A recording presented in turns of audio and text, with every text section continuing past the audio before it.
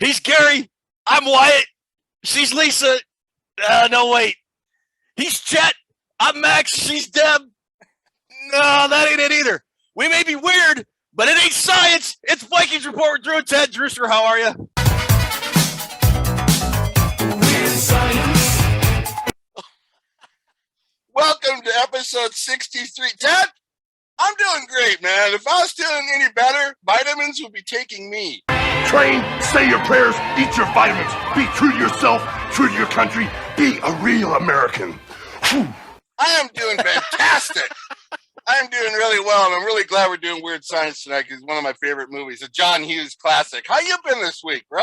Good. I hope everybody's Memorial Day weekend is going according to plan. Whatever you do this weekend, take a moment to reflect and remember those who gave it all for our country.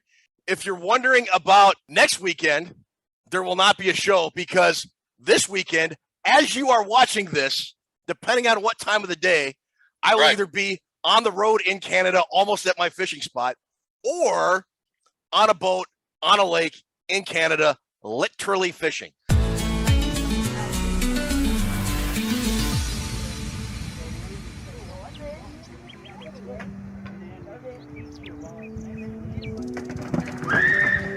Yes! Literally lit up and fishing or just fishing? No, you can't have alcohol on a boat in Canada, so we do all our drinking when we come in for the evening, and it's just as fine. It's just fine. What? Didn't you just go fishing? I did. I went to Lake Erie, yeah, in the good old US of A. You are a fishing professional. I'm amateur at everything I do, completely everything. What's the count going to be this year? How many fish are you going to grab? Because of COVID, Canada and the US had their border closed for like 2 years or almost like a year and a half, whatever it was. It was a very long time.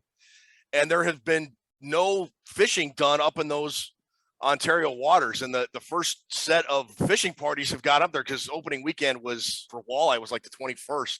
So the first set of folks are leaving as we are getting up there, and the reports have been absolutely fantastic. Just tremendous fishing. So really looking forward to it. You know how long it's been since Canada have their own Stanley Cup? It's like almost 20 years, isn't it?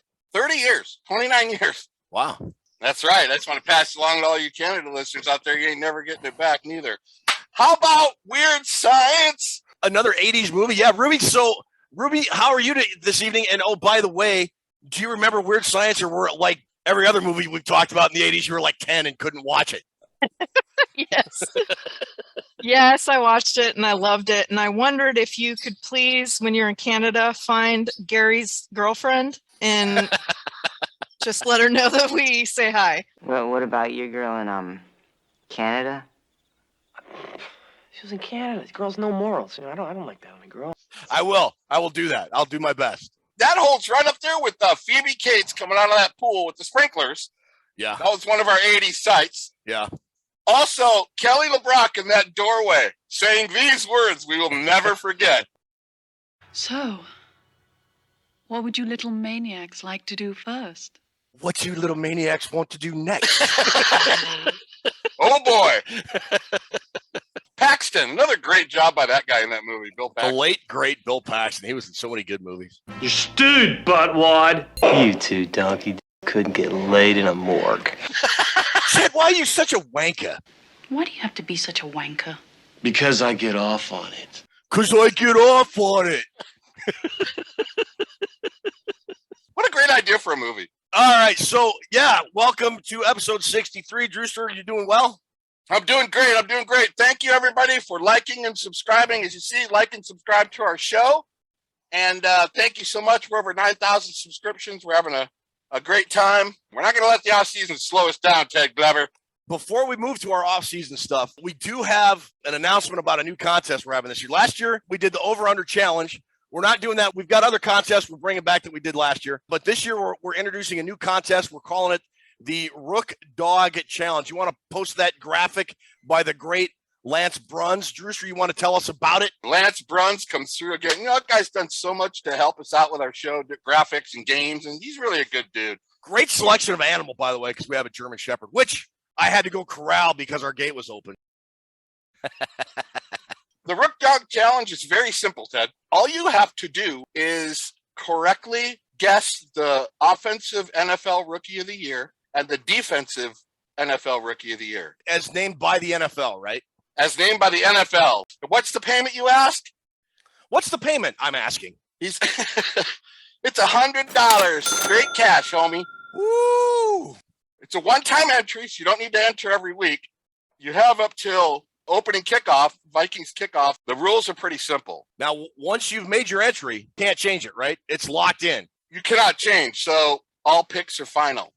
And if you pick one offensive player and no defensive player, your entry gets pulled and burned. No! And what you burn apart from witches? More witches! If you pick one defensive player without an offensive player, pulled and burned. And what you burn apart from witches? More witches! That's what she said. If you if you submit two defensive players or two offensive players, entry gets pulled and burned. And what you burn apart from witches? More witches!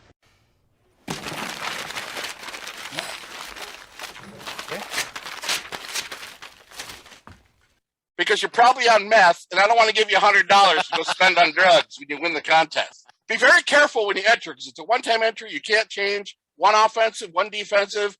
You know, if you pick Aaron Donald, he's not a rookie. Pick rookies. It's for the rookie class only. That's why it's called, Ted. The Rook Dog Challenge. Oh, nothing gets by Ted.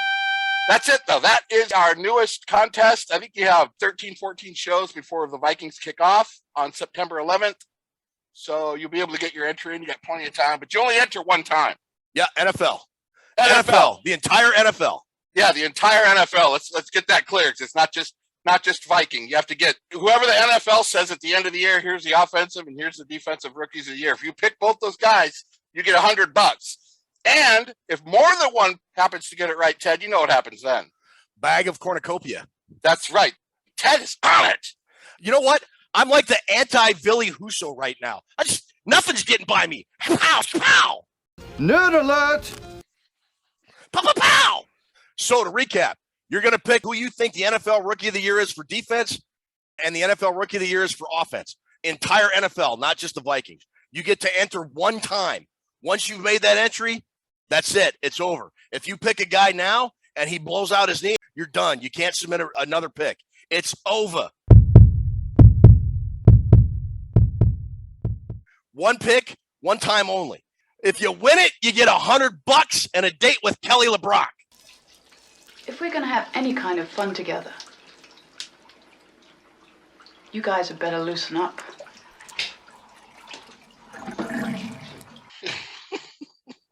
We're done. Nope. Nope. Nope. What are we going to have in this show tonight, Ted? Chips, dips, chains, whips. Well, Drew, since the offseason is in its dead period, well, we're going to talk about what we're going to talk about in a minute. But, Drew? What? What time is it? I'm cooler than you are. So why don't you fix your little problem and light this candle? He's right. Light this candle. Yes. Resume the countdown. All right, I'm cooler than you are. Why don't you fix your little problems and light this candle? He's right. Let's light this candle. He surely is. Light the candle. Yes. Resume the countdown. Yes. So, yeah, like the OTA, the second week of OTAs, we're not going to go over it because it's like such boilerplate stuff. What is it? Boilerplate. Hi there, students. So, a pot boiler. Well, you know what a pot is where you make a stew or you cook, yeah? Hi, students. Do you have a lot on your plate at the moment? What does this mean? Boiler. Plate. Boiler. Plate. Boiler. Plate. Oh, we're learning a lot.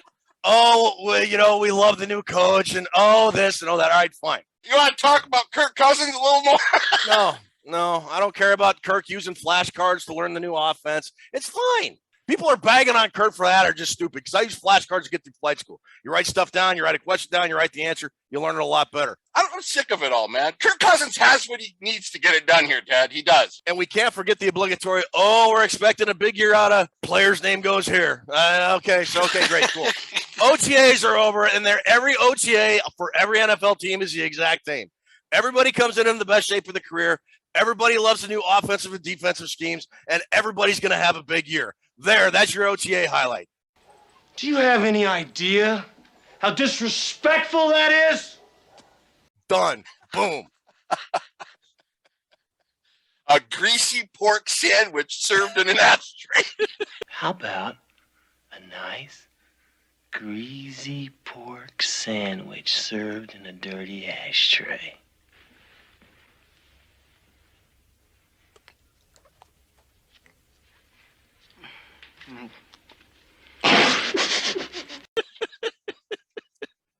All right. Okay. What we are going to do, though, we are continuing the segment we started last week. It's our draft pick review / depth chart analysis. Last week, we talked about the tight end position and Nick Muse, the 7th round pick out of South Carolina. This week, we're moving to wide receiver. We're moving from last draft pick up to the most recent, and we'll bundle picks as the position warrants. But this week, we're talking about the wide receiver position and the guy drafted in the 6th round pick, 191 overall out of Michigan State. Jalen Naylor, I don't even know her. How many times are we going to hit that this show? That's what she said. Hold on a sec before we get started. Can I get an air conditioner turned on? Because my chestnuts are roasting over an open fire. Wow. Right behind you, dummy. Oh. So we got Jalen Naylor, 6th round pick out of Michigan State, wide receiver. We're going to talk about him in a second, but I want to hear, I don't know about you, Drew, but I'd like to hear what Jalen Naylor, okay, I don't even know her, thinks about getting drafted by the Minnesota Vikings, what he brings to the table. I just feel like I can be a dynamic playmaker for him. Just trying to come in, just make plays whenever the team needs me, just do whatever the team, the coach asks of me, whatever I got to do, I'm going to do it to 110%. This weekend's been kind of long, but once I got that call, everything changed, man. It was just nothing but happiness and cheers going around. Just me and my family out here right now.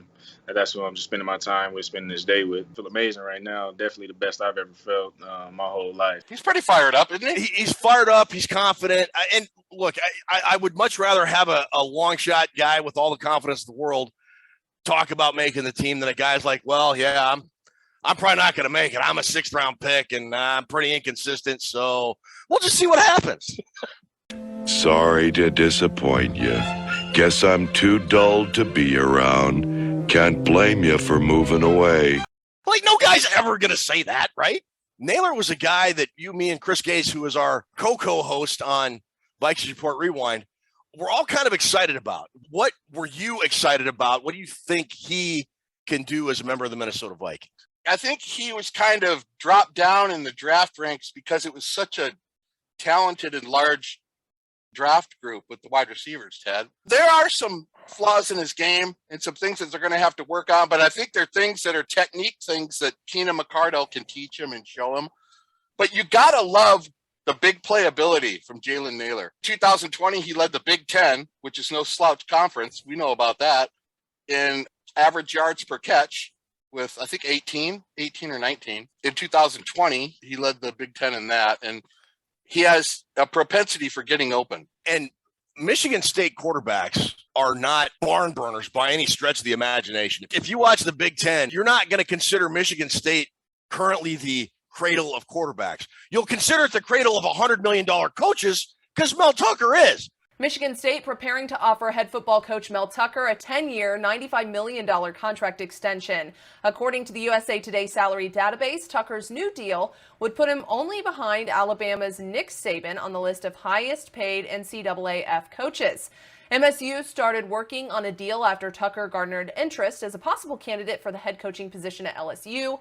But not the cradle of quarterbacks. So I'm sorry, I just had to throw that in there. Go ahead and continue. He's got this, what they call like blind spot awareness, something like Chris Carter had a lot of. And that's knowing where the defender is going to be, not only defenders that are covering you, but defenders in the whole secondary, having a good feel without actually seeing them, knowing them, feeling where they're going to tackle you from angles or try to cover you. That's how he gets open so much. He's a great open field player. He's a guy you want to get the ball in his hands. That's why, hence the high average in receiving. He kind of has a sense to know how defenders are going to play him, and he uses that to his advantage. And he's got a smaller size, and if he doesn't hit the Laquan Treadwell get caught on the line with the press coverage, then he's going to have a good shot. He's got to learn how to be a little bit more physical there. That ability you were talking about in the flying world, we call that air sense, and kind of having a three-dimensional mental picture of what was going on around you, and your ability to interpret where everything was, where you were in relation to everything else, and how to react accordingly. And I'll tell you, air sense is something, in my experience, you either had or you didn't. Any pilot can grab the sticks and fly from point A to point B.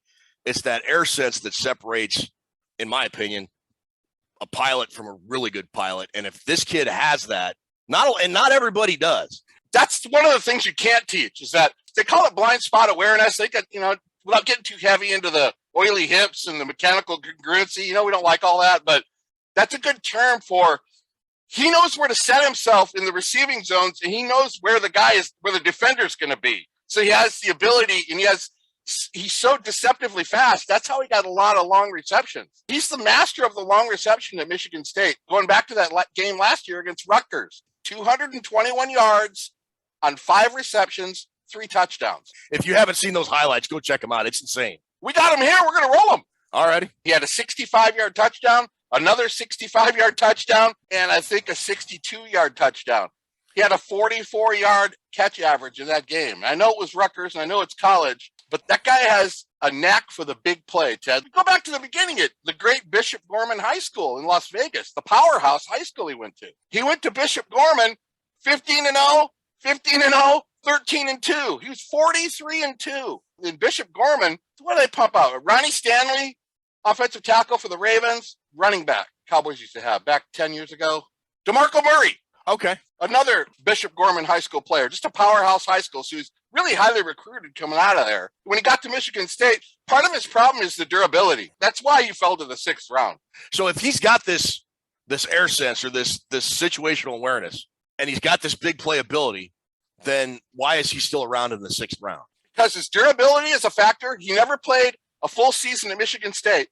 He played 26 games out of a possible 46 there that he could have played. Wow. In 26 games, he had 86 catches, 1,454 yards, and 12 touchdowns. But in 4 seasons, you got to play more than 26 games. It didn't just happen his freshman or sophomore year. The injury thing has plagued him every season. And after 4 seasons, the scouts and the GMs look at you as being a problem, an injury problem. And that dropped him down. Also, contested catches. Not necessarily dropped passes, more catching the ball in contested areas and having the defender knock it out of his hands. He has to work on that because you got to, in the NFL, you got to get the contested ones. Yeah. You can't just get the wide open catches. You talk about big playability and you talk about kind of injuries limiting what could have been a bigger potential and maybe a higher draft slot. And I'm going to throw a name out that immediately came to mind when you said those two things. Rondale Moore, the kid from Purdue who's now with the Arizona Cardinals. Right. Do you see a similarity in those two players? And do you think if he can stay healthy, he can become like a Rondale Moore type guy who had a heck of a rookie season with the Arizona Cardinals? He's definitely got the speed for it. He ran a 4.37, and then at his pro day, I think he ran a 4.5. So there's kind of questions about his speed. His nickname his whole life has been Speedy Naylor, Ted. That's what she said. That's what she said. Speedy Naylor. It takes you back to the 80s a little bit, don't it? I don't think he's quite as elusive and shifty as Rondale.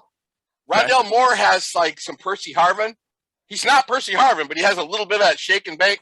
Okay. The thing you're betting on with Naylor is that some of the drop passes, catching contested passes, his durability and things like that, a lot of his problems, I think, can be fixed by somebody like Keenan McCardell. If you get by all that, one of the best 10 steals in the draft. He has the ability to be a starting wide receiver on your team. You mentioned Keenan McCardell, and it came out after the draft that when the 6th round rolled around, Keenan McCardell was, quote, standing on the table for this guy, Jalen Naylor. I was just looking up Rondale Moore's rookie season stats. Last year, he had 54 catches, 435 yards, and 1 touchdown, which was that 77-yarder against the Vikings where he was 25 yards.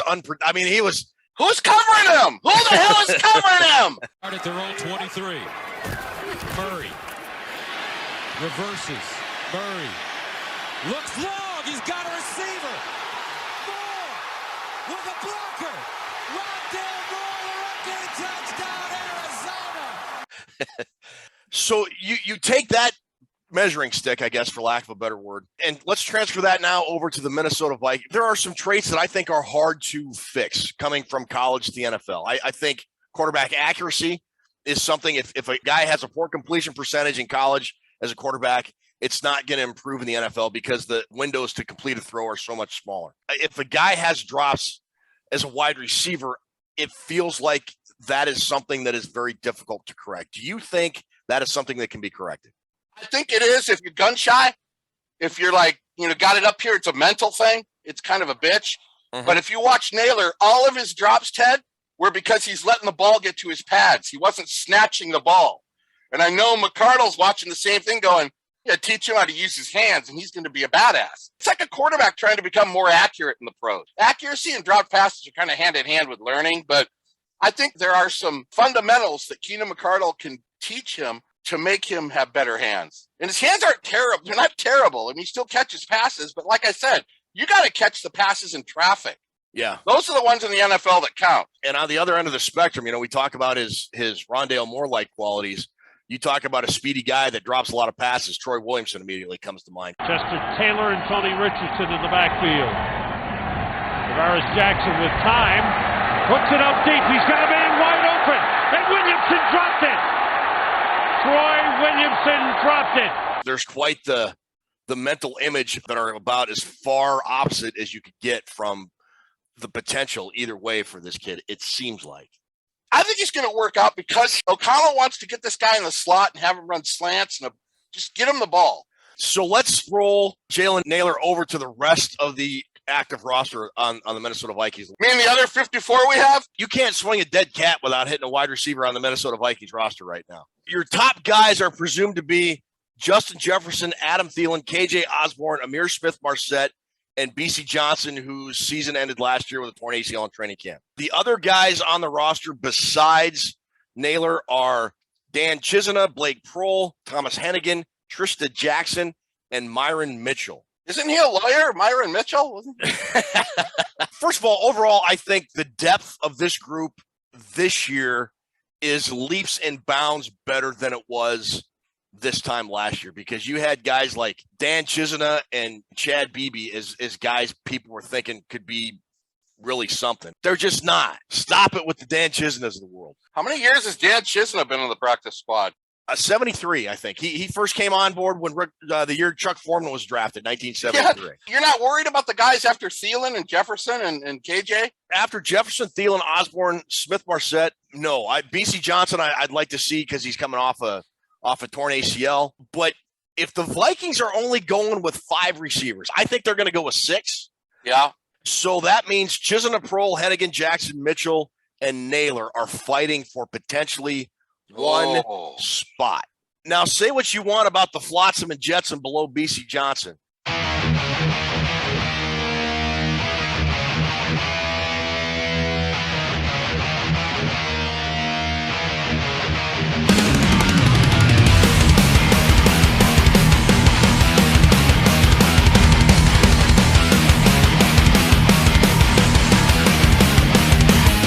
But Blake Prohl was a pretty decent special teams guy last year, and I would think either him or Chisena. I mean, Chisena saw the field a little bit last year as well.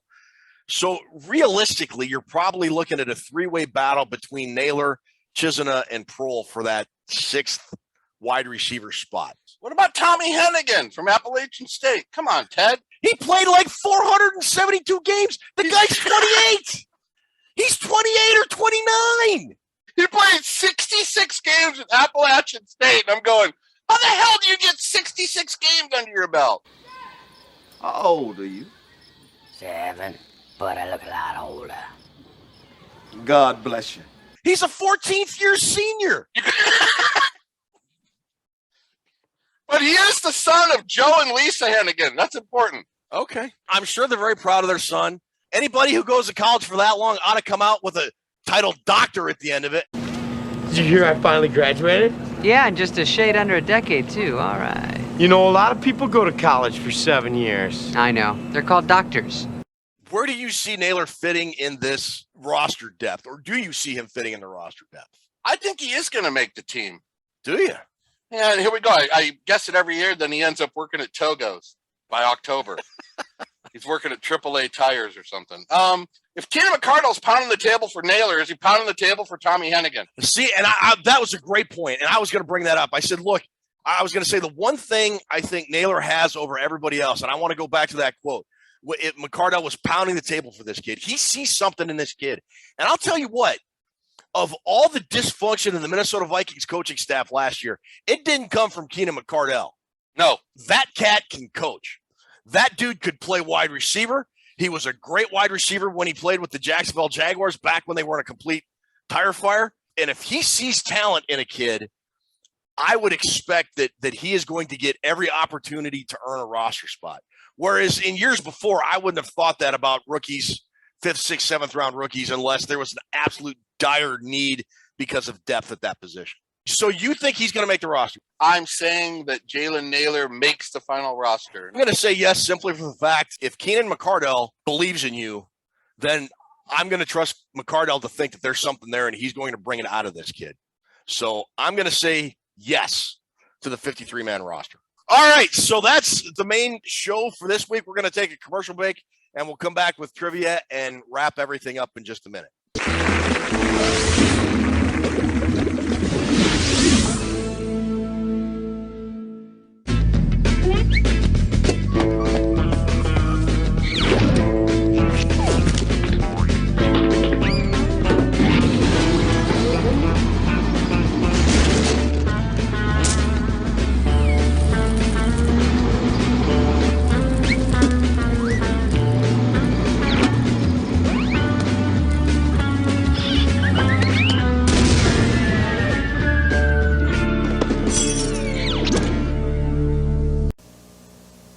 Wyatt and Gary were a little unpopular, so they decided to do a little something about it. She's alive! Alive! I'm gonna show you guys the time of your life.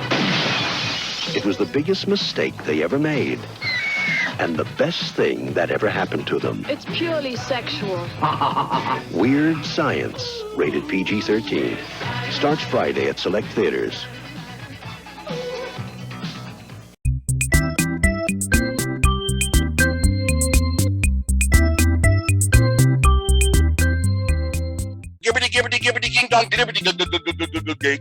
Gibbity, gibbity. How do you spell that after the gibbity, gibbity, ging dong, gliggity, gubbity, gubbity, gubbity, giggity.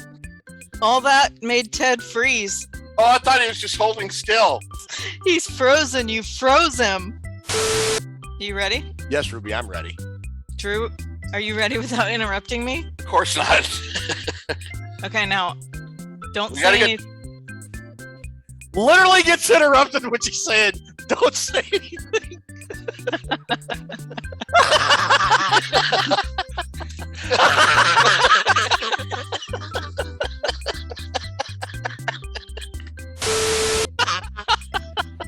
I'm just stupid. Oh, we're just dumb. We're so dumb. All right, there we go. Now Drew can't interrupt me. Welcome to Toonces Trivia. How you doing, Ted? I'm doing fine, Ruby. How are you? Hi, Drew. How you doing? Hi, Lever. How are you? I'm doing good. Oh, God. I'm looking forward to this trivia tonight. All right, this week we have Weird Science. Naylor, I hardly knew her. Other NFL players named Jalen, and not weird solar system science. All right, let's get started with Weird Science. You guys are shooting for 12 out of 16, right? Yep. No, we're shooting for 16 out of 16. Good luck with that. Here we go. Which band wrote the theme song for the movie? Boingo Boingo. Yes. Yeah! They're touring right now. Are they really? Yeah. Nursing homes? Seriously. All right, for 200. Weird Science is set in the fictional town of Shermer, Illinois. What other John Hughes film was set in this city? The Breakfast Club. 16 Candles. Yes, it's 16 Candles. 16 Candles, The Breakfast Club, and Weird Science all were shot at the same high school. The high school scenes are all from that one high school. That's really? correct. But only Weird Science and 16 Candles were specifically set in that city. So but you got it anyway, so it doesn't Got matter. 2 for 2, Toonces. We're on catnip fire. All right, Anthony Michael Hall skipped a chance to reprise his role in what film so he could do Weird Science? Vacation? Yes, Vacation. European Vacation. That is correct. Bonus. What was his Rusty. name? Rusty. Rusty. Rusty, Yes. All right, for 400, Anthony Michael Hall and Robert Downey Jr. later worked together in 85 and 86 on this sketch comedy TV show. Saturday Night Live. Yes, I don't remember that at all. All right, Naylor. I hardly know her. This category is actually about lesser known Viking players. Oh, no. Oh, boy. Oh, geez. Here we go. After Ron Yuri retired, this player replaced him at right tackle. Was that Tim Irwin? Yes, it was. Very good. I got to go arm slap on that. That is some good knowledge by terrible Ted Glover. All right, 200. This player started out his career as a backup to Herschel Walker, but that changed when they let Walker go. Scotty Graham? No. Incorrect. Alfred, was it Alfred Anderson, maybe? Incorrect. Terry Allen. Oh, good That one, is Drewster. correct. Well done. Good job. All right, for 300, this DT played alongside Randall and Dolman, registering 640 tackles, 56 sacks, and 8 fumble recoveries. Would that be Henry Thomas? I think it is. Yes, you guys are killing it. Big Hank, Ted. Big Hank. Great player. Great player. All right, this player was Robert Smith's change of pace back during his 4 years as a member of the Vikings. You say it, Drew. He went to your school. Leroy Horde. That is correct. He went to Michigan? He did. Yes. That was funny because Horton Smith, Michigan, Ohio State. Leroy, if you need 3, I'll get you 3. If you need 7, I'll get you 3 Horde. The best football quote ever. It was, wasn't it? He was a damn good player, man. It was, man. He was a damn good player. That was just a great running back tandem. They're still really good friends to this day, too. They needle each other on Twitter all the time. All right, moving on to other NFL players named Jalen. So I'm going to show you a picture, and you just name the player. Okay. Jalen Ramsey. That is correct. That was so beautifully done by Oh, that's Toonces. funny. Okay, here we go. Name the player. Jalen. It's not Jalen Hurts. I don't know who that is. Jalen Williams. That is Jalen Mills of Oh. the Philadelphia Eagles. All right. Who is that? Jalen Horned Frog. What Jalen went to TCU? Jalen. I believe this is the guy that was picked instead of Justin Jefferson. Jalen Rieger. Yes. All right, last one. God, they took Jalen Rieger over Justin Jefferson. That's Jalen Hurts. That is Jalen Hurts with the awesome hairdo. Jeez, dude. So this has nothing to do with football or anything. This is just totally our solar system. What is the largest star in the solar system? It's the sun. Yes! I thought I was going to say it's me. What planet is closest to the sun? I believe that would be Mercury. Yes, that is correct. Mercury. Jump on my back, nerd. Let's go. Which planet was declassified in 06? Pluto! There you go. Good job, Drew. What is the largest planet? Jupiter. Drew, you got it. Thank you guys for playing. We will see you next week. We nailed it tonight. That's what she said. Thanks, Ruby. Thank you, Toonces. All right, that'll about wrap it up for episode 63. We talked weird science. We talked Jalen Naylor. I barely know her. We had some great nerd trivia at the end. And we even avoided the planet Uranus. Yes, we did.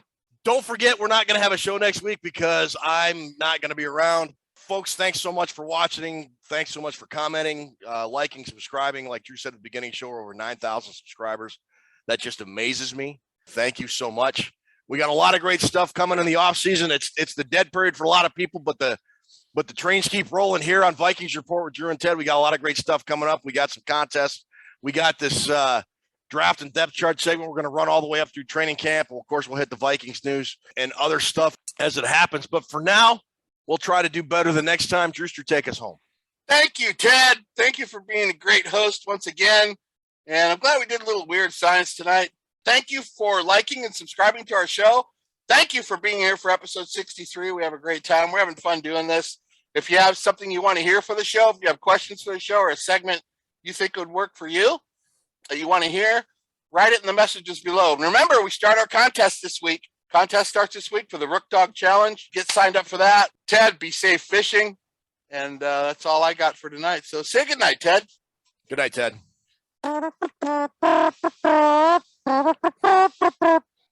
Bump, bump. When you get the script and you get the concept, was it at all unnerving when you knew she was going to show up and be gorgeous and awesome? And, you know, was there, I imagine, having never been a teenage boy, that there might have been some jitters. I could have killed them in the shower scene because they had the giggles. I had Band-Aids here and little Polish military underwear, and they couldn't stop laughing. And so what should have taken only about an hour took a few days. Which we were really sad about. Like everybody was just hoping that would go by so quick, and it didn't.